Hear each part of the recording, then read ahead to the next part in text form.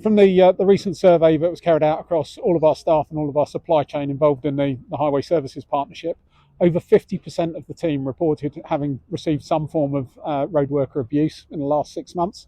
And nearly 60% said that abuse was actually taking place far more frequently at a more like monthly occurrence. On site one evening, and a gentleman came up to one of my colleagues' gates, which is where the road close sign is, asked if he could get through because he said he lived on the road. When my colleague asked him his address, he couldn't provide him with one. The guy then proceeded to get out of the van with a rounder's bat or a baseball bat, and me and about 4 or 5 other of my colleagues come rush into his gate to try and help him, and the guy was just hitting him with the bat.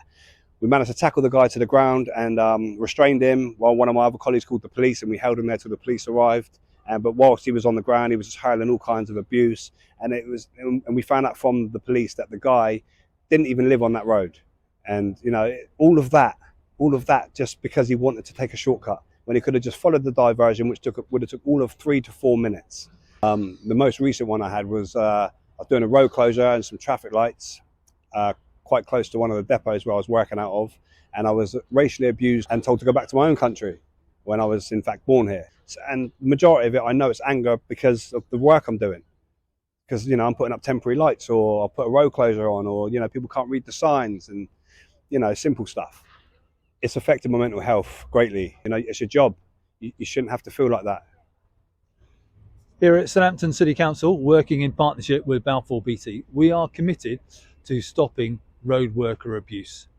No one who turns up to work should experience any form of abuse. And as a Southampton City Council, we will work in partnership with Balfour's to stop this happening.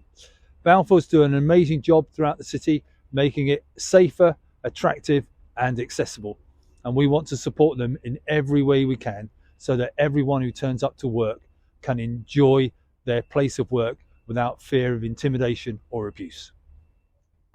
So firstly, we're selling a real message to the team that this really isn't a behaviour that we accept or we recognise as being acceptable to any member of the team. So if anybody is subjected to road worker abuse, we really encourage them to report it. We're also deploying body-worn CCTV cameras to all of our frontline workforce, and we're also upping the amount of site-based CCTV that we're using so that we are capturing any instances that do take place on site, and we can then evidence that and play that back to the police if we need to. For general members of the public, we'd really recommend that they do contact the police and report any instances that they may be witness to. Somebody asked me a question once, will I want my children to get involved in construction? And I was torn, like with an answer. I didn't know what to say, because part of me knows that being in this industry, it's fantastic. You meet some great people, it's a great way of life.